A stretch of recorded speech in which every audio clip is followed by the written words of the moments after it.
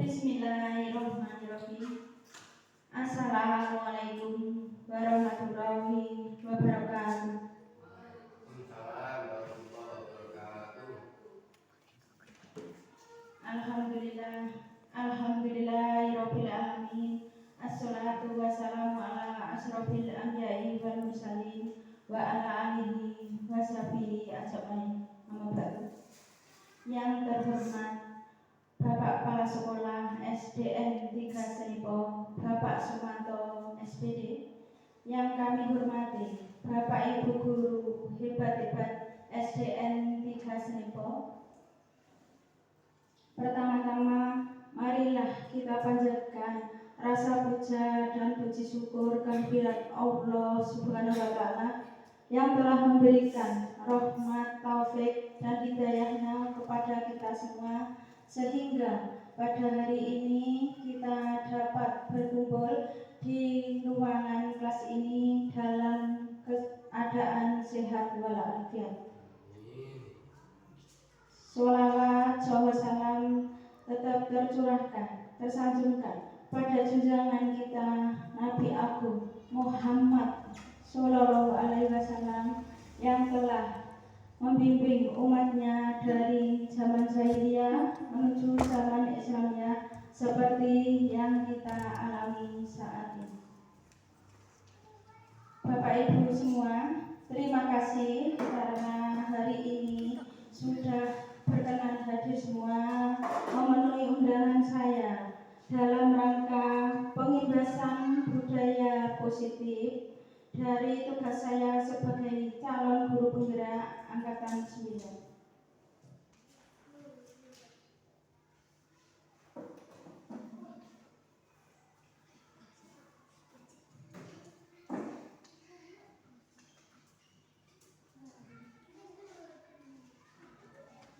Untuk budaya positif ini, Bapak Ibu, yaitu sebenarnya budaya yang sudah ada di sekolah.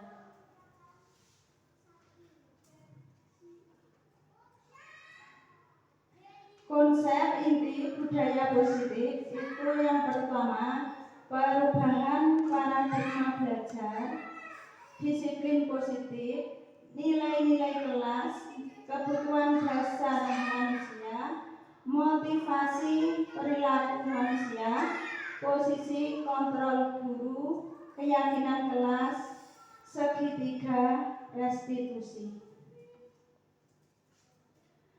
Budaya positif adalah perwujudan dari nilai-nilai atau keyakinan universal yang diterapkan di sekolah. Budaya positif yang diterapkan di sekolah adalah salah satu perwujudan dari visi guru yang mengandung nilai-nilai kebajikan sesuai dengan tujuan pendidikan, tujuan nasional yang dijabarkan dalam profil pelajar Pancasila. Bapak Ibu semua, di sekolah kita yang berjalan sudah ada beberapa disiplin positif atau budaya positif. Misalnya pagi anak-anak sudah melaksanakan sholat duha berjamaah setiap hari. Budaya positif lagi contohnya yang ada di sekolah kita yaitu hafalan surat-surat pendek setiap pagi dan baca Al-Quran setiap pagi. Budaya positif lagi yang sudah kita terapkan di sekolah yaitu Jumat bersih dan Jumat berkah. Perwujudan Jumat bersih itu kita lakukan untuk membersihkan lingkungan sekolah setiap hari Jumat. Untuk Jumat berkah yang sudah kita laksanakan, setiap hari Jumat anak-anak kita beramal seikhlasnya. Dan kadang juga setiap hari Jumat itu anak-anak membawa bekal dan dimakan bersama. Itu perwujudan dari budaya positif. Budaya positif lagi yang ada di sekolah kita yaitu yang sudah sering itu senam. senam dilaksanakan 2 hari setiap minggunya, yaitu untuk hari Rabu dan hari Selasa.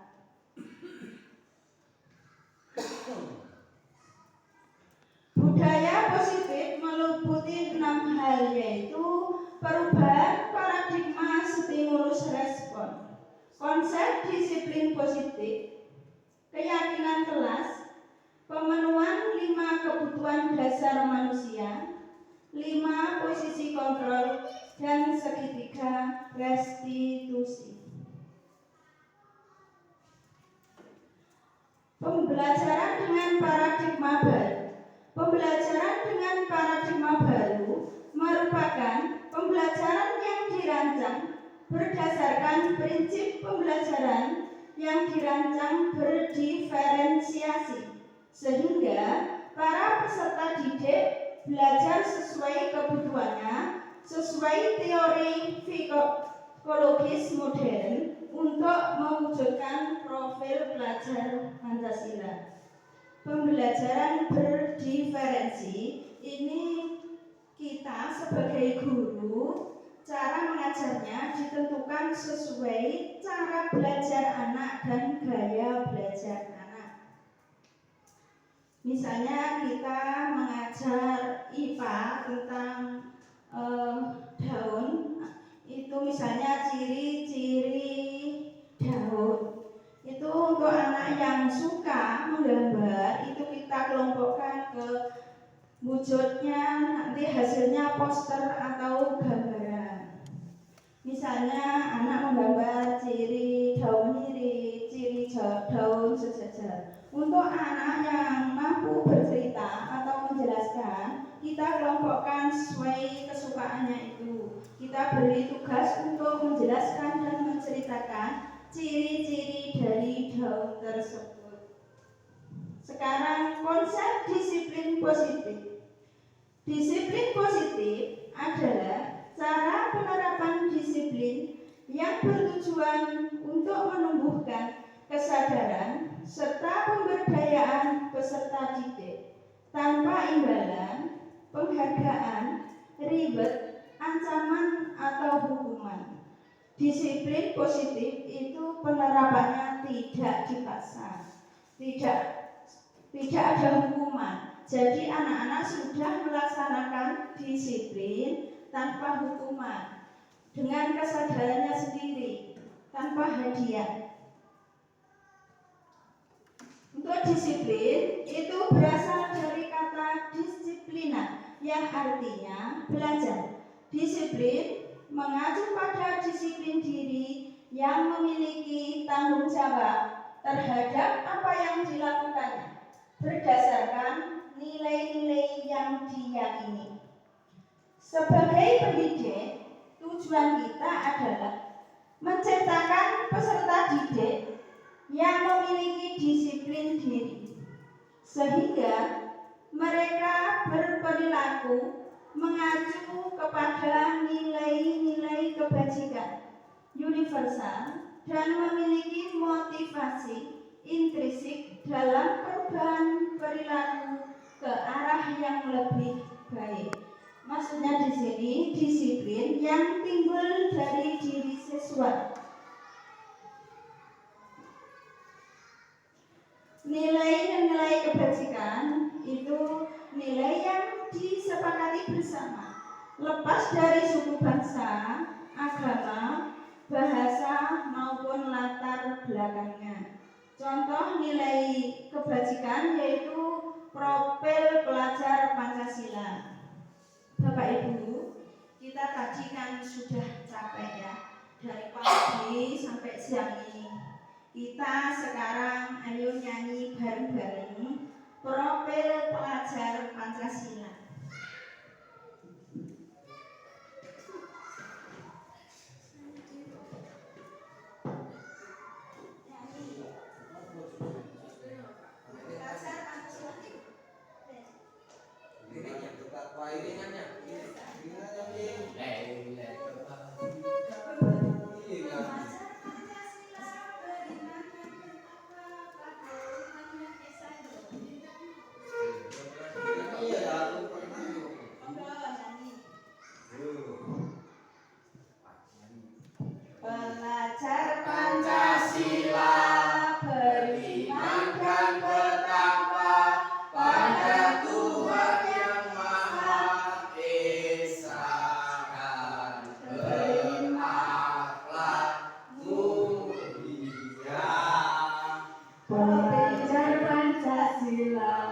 beriman dan bertakwa pada Tuhan yang Esa, berkebinekaan global, gotong royong mandiri, kreatif dan bernalar kritis.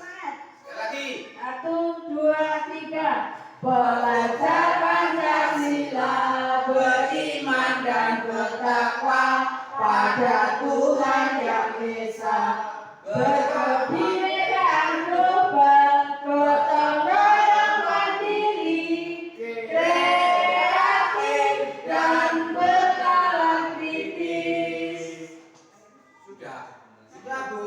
Sudah, ketinggalan satu deh.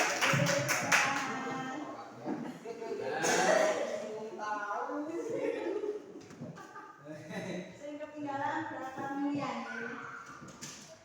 Belajar Pancasila, beriman dan bertakwa pada Tuhan yang Esa, dan berakhlak mulia, berkebinekaan global, gotong royong mandiri, kreatif dan bernalar kritis. Sinten sing badhe nyanyi?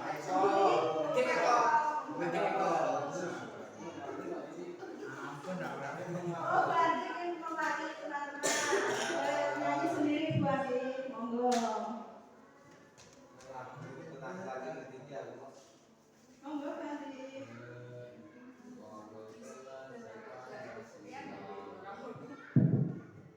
Coba ya, Bu. Belajar Pancasila, beriman dan bertakwa pada Tuhan yang Esa, berkebinekaan global, gotong royong mandiri, kreatif dan bernalar kritis.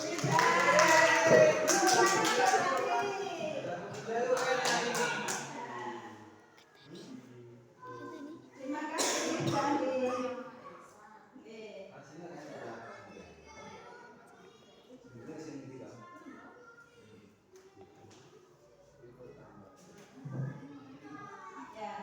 Untuk nilai-nilai kebajikan yang ada di profil pelajar Pancasila itu ada 6. Dan kita juga ada penerapan P5.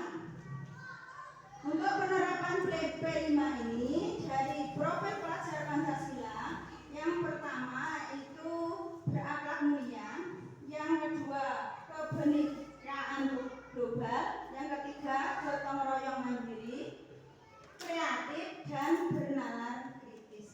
P5 itu wujud dari penerapan.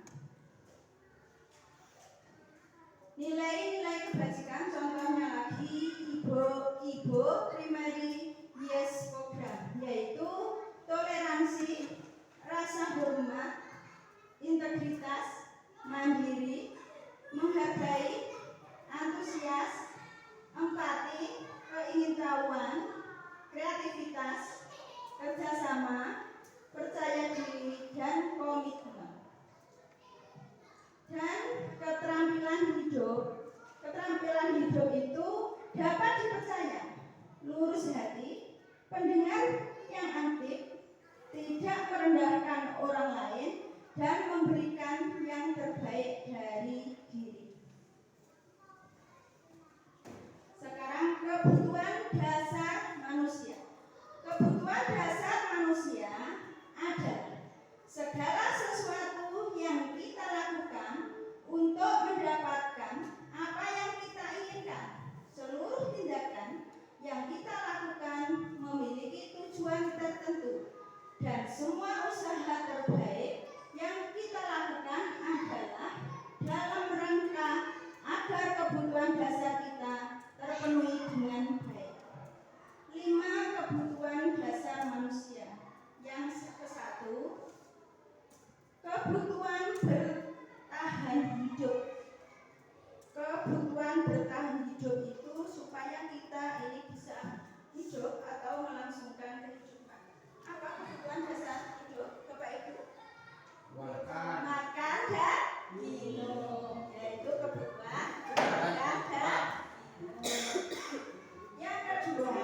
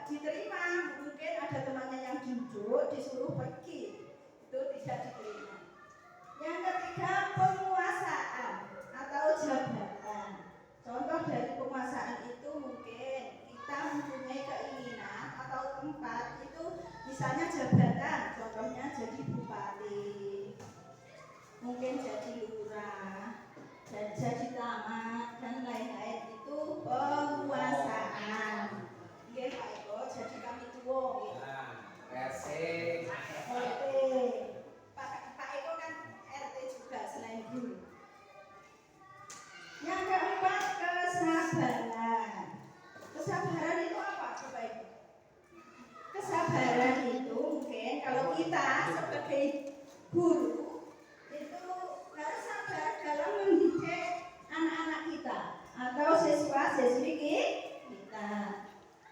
Mungkin kesabaran dalam menghadapi masalah, mungkin juga kesadaran dalam menyikapi suatu persoalan. Sekarang kebutuhan kesenangan, kebutuhan seneng-seneng Bapak Ibu. Napa nggih kebutuhan kesenangan? Shopping, hiking,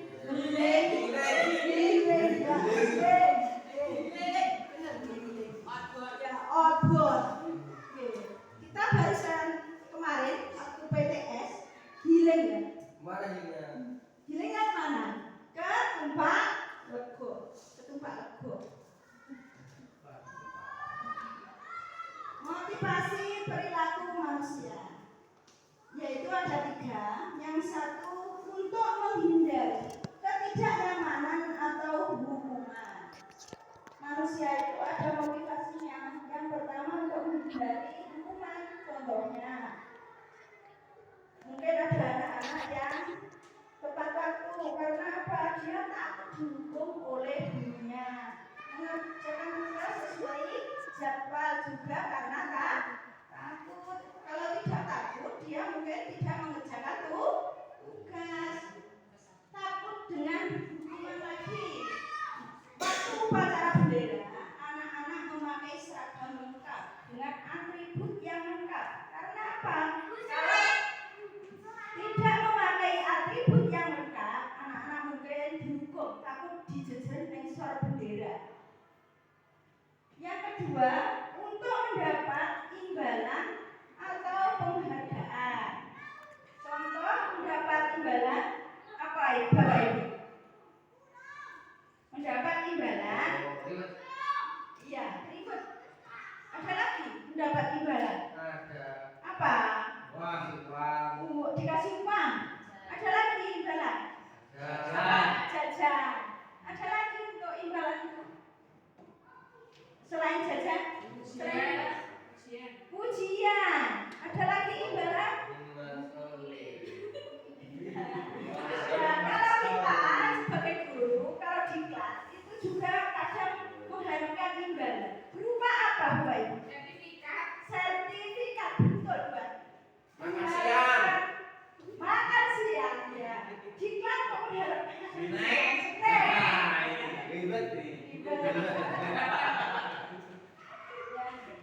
untuk mendapat penghargaan, misalnya juara 1 di dalam kelas, mungkin kita beri hadiah buku 1 part atau yang lainnya, itu mendapat imbalan. Contohnya lagi, mungkin dengan jabatan, mungkin imbalannya berupa jabatan, naik pangkat dan lain-lain.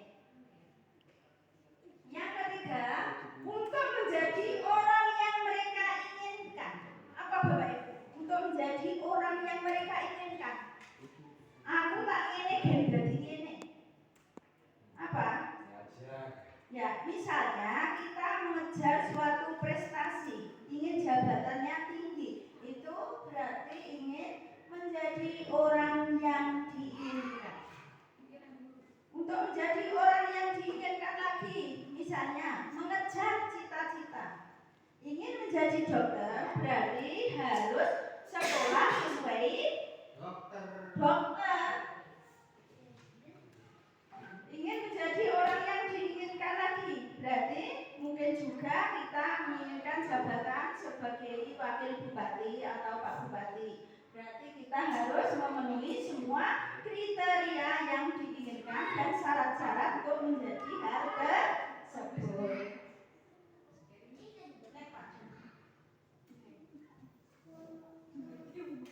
5 posisi kontrol guru. 5 posisi kontrol guru itu yang pertama sebagai penghukum. Bapak Ibu guru pernah enggak menghukum muridnya?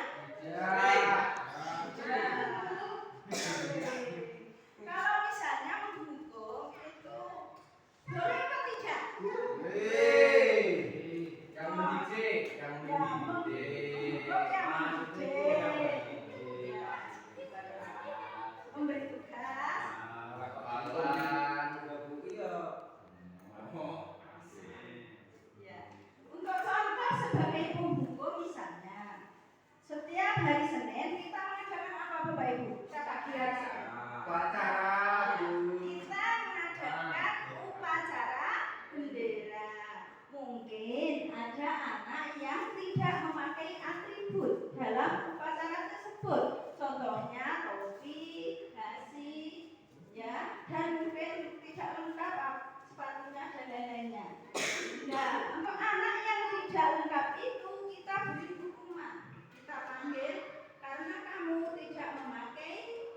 atribut yang lengkap, ibu hukum.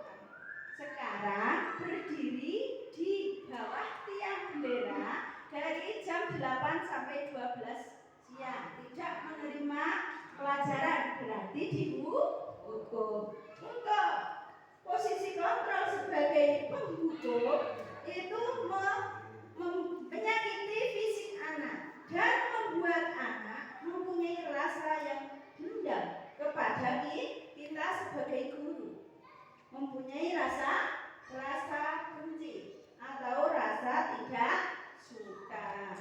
Jadi Bapak Ibu guru suka tidak melaksanakan posisi kontrol sebagai penghukum? Ya, tidak suka karena akan menyakiti siswa dan akan membuat siswa kita merasa dendam. Yang kedua, membuat merasa bersalah. Kita sebagai guru itu kadang melakukan posisi kontrol yang membuat anak itu merasa bersalah. Kira-kira apa Bapak Ibu? Ada yang mau memberi contoh? Dari tidak memakai atribut tadi, misalnya apa? Misalnya tidak mengisahkan tugas. Oh iya, dia mau pacaran Pak. Hampir ya, merasa bersalah. Tidak apa ya? Tidak serah sendiri. Oh iya. Ya teguran ya, misalnya gini, anaknya kita panggil, terus kita ingatkan, kita tegur, aku tidak memakai atribut itu. Setelah selesai upacara, kita panggil anaknya, terus kita tanya, kamu tidak memakai atribut ya? Iya Bu. Sudah berapa kali Ibu ingatkan supaya kamu memakai atribut? Dengan dipojokkan, mungkin anak merasa bersalah. Dan yang ketiga, 5 posisi kontrol tersebut yaitu sebagai teman. Kita sebagai guru menganggap anak itu sebagai teman kita. Kalau misalnya anak bersalah, terus kita menganggap dia sebagai teman, bagaimana tegurannya? Sopan santun. Terus apa Pak? Lemah lembut. Ya, kita tegur dengan sopan santun dan lemah lembut anak itu. Kita peluk. Ya.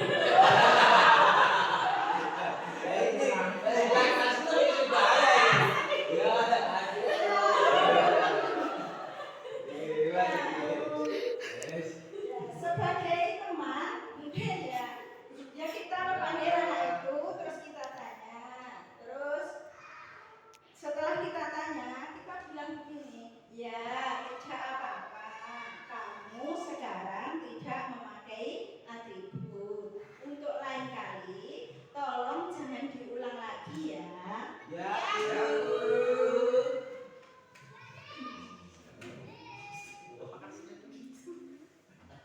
Yang keempat yaitu sebagai pemantau. Kita itu memantau siswa. Kita melihat perilaku siswa. Jadi sebagai pemantau. Kalau misalnya waktu upacara tadi anak tidak memakai atribut, sikap kita sebagai pemantau bagaimana untuk melakukan tindakan tadi. Ya. Monggo Bupati.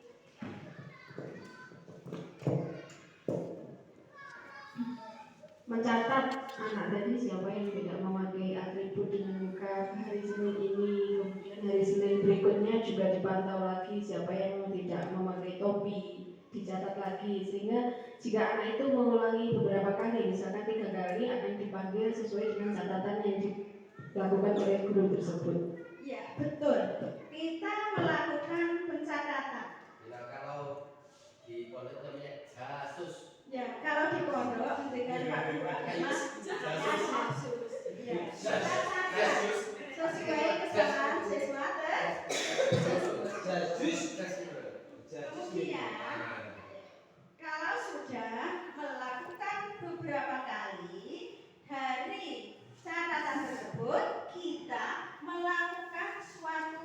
membedakan. Mungkin dengan cara anak tersebut harus membeli atribut di kantin sekolah. Bapak Ibu, kita punya kantin sekolah. Jadi untuk anak yang tidak mempunyai atribut, kita himbau untuk membeli atribut tersebut di koperasi sekolah. Itu untuk menjadi pemantau. Sekarang posisi kontrol sebagai manajer. Contoh posisi kontrol sebagai manajer yaitu kita menegur anak tersebut dengan halus. Kita menanyakan tentang kesalahannya. Contohnya, kalau anak tadi tidak memakai atribut, kita panggil ke ruangan kita atau ke kelas kita. Kemudian anak itu kita suruh untuk duduk, terus kita tanya dengan sikap yang sopan. Misalnya, kamu tahu saya panggil ke sini, tahu Bu, kenapa saya melakukan kesalahan? Kamu tahu apa kesalahan kamu? Saya tahu Bu, kesalahan saya tidak memakai atribut. Kamu tahu keyakinan kelas yang kita buat, kalau kamu tidak memakai atribut, apa konsekuensinya? Melanggar apa? Berarti kalau tidak memakai atribut, melanggar apa Bapak Ibu? Ya, kesepakatan kelas berupa kedisiplinan. Jadi anak menyadari kesalahannya dengan pertanyaan kita. Itu posisi kontrol sebagai manajer. Untuk Bapak Ibu, mungkin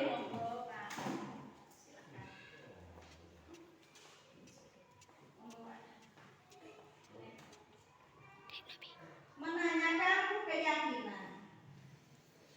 Mengapa keyakinan kelas bukan peraturan kelas?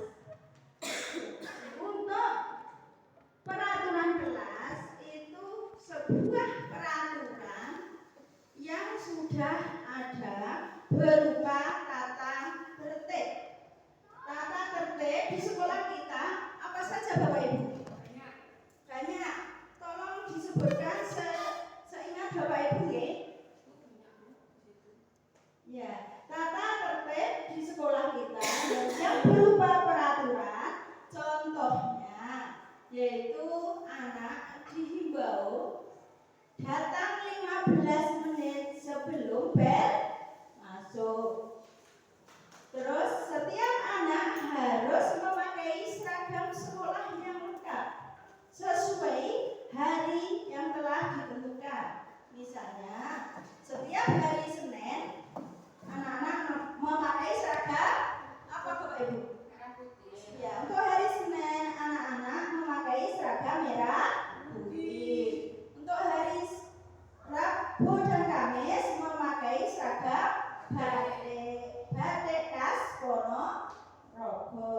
Dan untuk hari Jumat Sabtu memakai seragam pramuka. Contoh kata tertib lagi harus apa Bapak Ibu? Sopan, santun, menghormati, menghargai teman lain, disiplin, melaksanakan piket kelas, dan mempunyai tanggung jawab. Kalau keyakinan kelas itu sebuah perilaku yang disepakati di dalam kelas.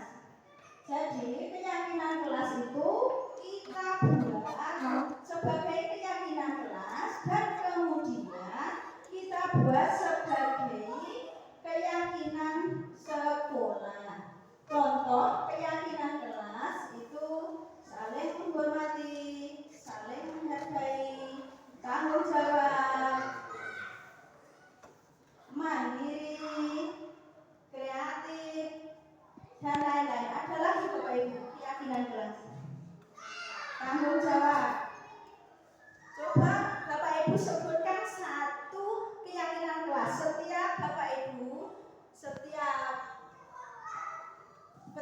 menyebutkan satu keyakinan kelas. Monggo Pak. Kreatif. Monggo Bu. Nopo? Berdoa sebelum belajar. Berdoa sebelum belajar. Doa sebelum pulang. Ya, berdoa sebelum pulang. Monggo Pak. Mengucapkan asmaul husna sebelum masuk. Ya, mengucap Asmaul Husna sebelum masuk. Disiplin, contohnya merapikan buku setelah dibaca, datang tepat waktu, terus saling berbagi, misalnya berbagi bekal ketika temannya tidak membawa bekal.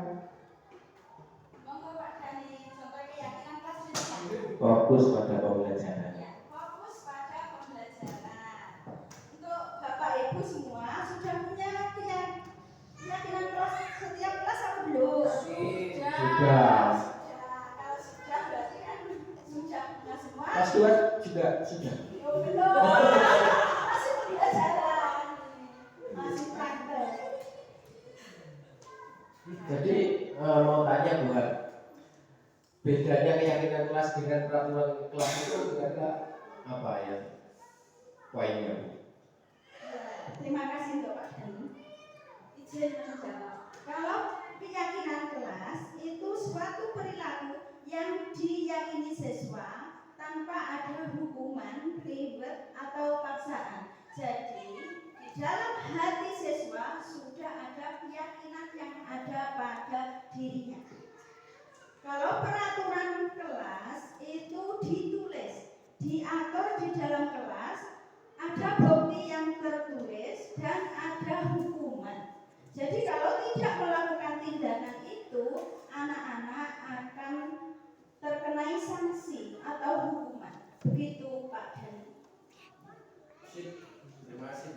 Sip. Next.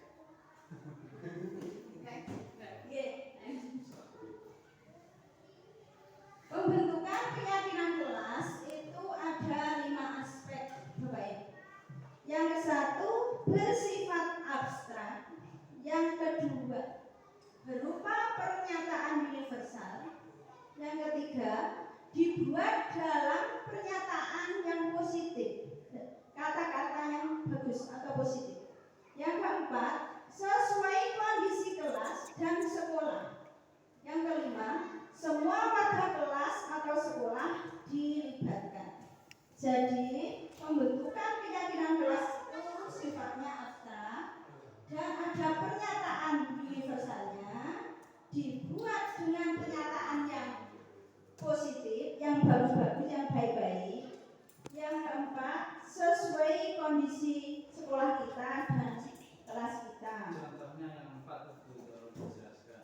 Ya, untuk nomor 4 itu sesuai kondisi kelas. Misalnya kalau saya itu kelas 2, sesuai siswa kelas 2 misalnya. Kalau ada tugas piket itu anak-anak itu harus datang sebelum bel masuk. Jadi datangnya harus paling pagi untuk membersihkan kelas. Itu timbul dari kondisi sekolah dan kondisi kelas. Misalnya anak-anak membuang sampah pada tempatnya. Terus kalau anak-anak belajar itu setelah belajar harus disiplin, buku dirapikan kembali, ditaruh di rak buku dan dirapikan kembali. Kalau tanggung jawab itu tanggung jawab dengan perbuatannya.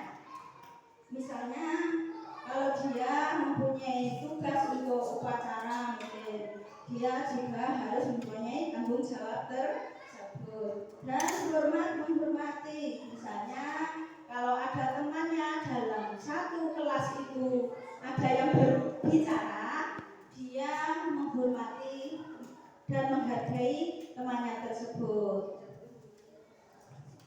Dan juga haruslah rukun dengan teman. Misalnya di dalam sekolah itu kan ada kelas 1 dan kelas 6. Itu harus rukun dengan temannya, tidak boleh bertengkar. Dan harus disepakati oleh seluruh kelas atau semua warga sekolah. Jadi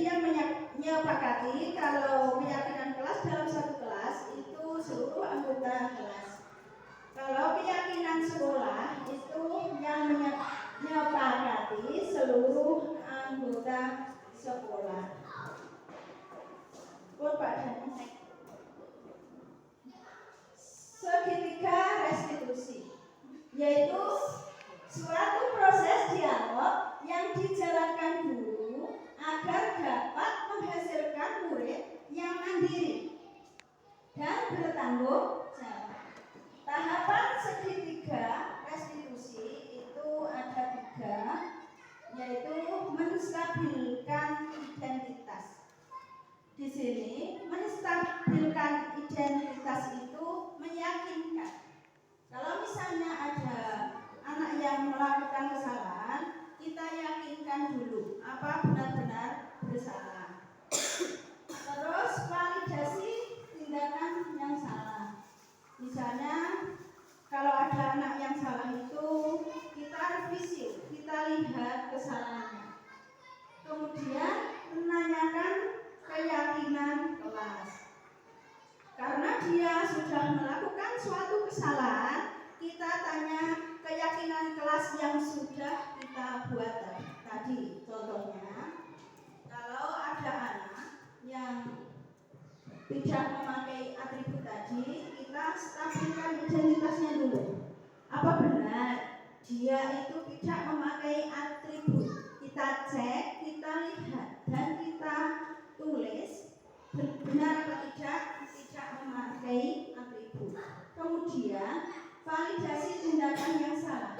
Anak tersebut kemudian kita tanya, kenapa dia tidak memakai atribut?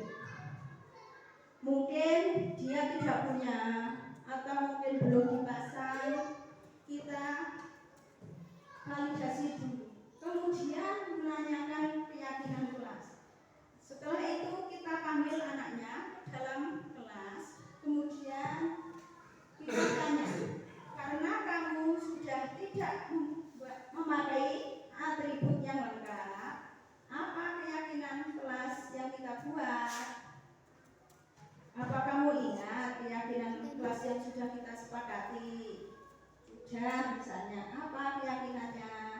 Berarti tidak disiplin, misalnya seperti itu. Bu tanya Bu, kan menanyakan keyakinan kelas. Seandainya keyakinan kelas itu 2 tapi belum keseluruhannya dan tanpa sengaja anak-anak melakukan kesalahan, tapi dalam keyakinan kelas belum ada. Terus bagaimana untuk mengatasinya? Juga kan tadi yang terakhir menanyakan keyakinan kelas yang telah dibuat anak-anak. Misalnya kan anak-anak tanpa sengaja itu bertengkar atau tanpa sengaja melukai temannya, itu juga kan termasuk kesalahan, tapi di dalam keyakinan kelas tadi belum ada. Terus bagaimana caranya? Terima kasih Bu. Kalau misalnya keyakinan kelas belum dibuat, terus anak itu mempunyai kesalahan, menyakiti temannya, kita tidak bertanya tentang keyakinan kelas kepada mereka. Yang kita tanyakan posisi kontrol tadi sebagai manajer, yaitu kita tanya kepada siswa. Misalnya begini, kamu tahu ibu panggil ke sini, tahu Bu, kamu tahu kesalahan kamu, tahu Bu, saya menyakiti A misalnya. Kalau kamu sudah menyakiti A, tindakan kamu itu salah apa benar? Salah Bu. Terus kalau misalnya kamu menyakiti, terus apa tindakan kamu? Kita tanya seperti itu. Ya saya akan minta maaf Bu. Dengan jawaban yang seperti itu, mungkin itu sudah menuju ke keyakinan kelas, tapi memang keyakinan kelas itu belum dibuat. Terus mungkin kita tanya lagi, kapan kamu akan mulai minta maaf? Nanti Bu, kalau begitu silahkan sekarang minta maaf ke temanmu yang bersalah kepada kamu tadi. Tindakannya seperti itu.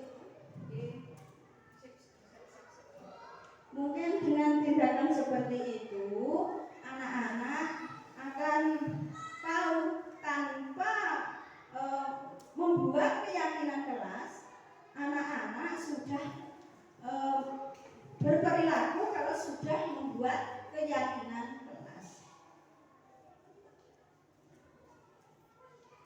Dalam penerapan disiplin positif, yaitu hendaknya guru memiliki standar kepribadian yang profesional dan sosial yang baik, di mana guru merefleksikan dirinya pada posisi kontrol sebagai seorang manajer yang menuntun murid-muridnya mencapai keselamatan.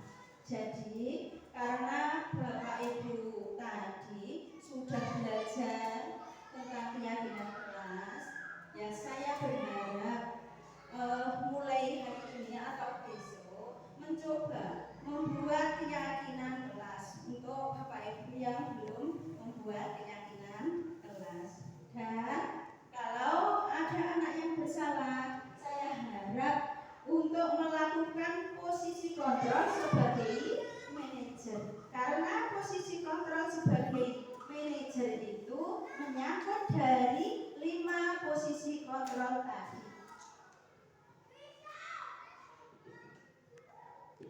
Hanya itu Bapak Ibu untuk sesi hari ini, yaitu pembahasan budaya positif yang telah saya lakukan. Ada kurang lebihnya mohon maaf.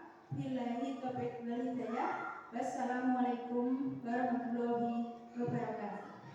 Waalaikumsalam warahmatullahi wabarakatuh. Terima kasih Bapak Ibu semua karena sudah memenuhi undangan saya untuk melakukan pembahasan budaya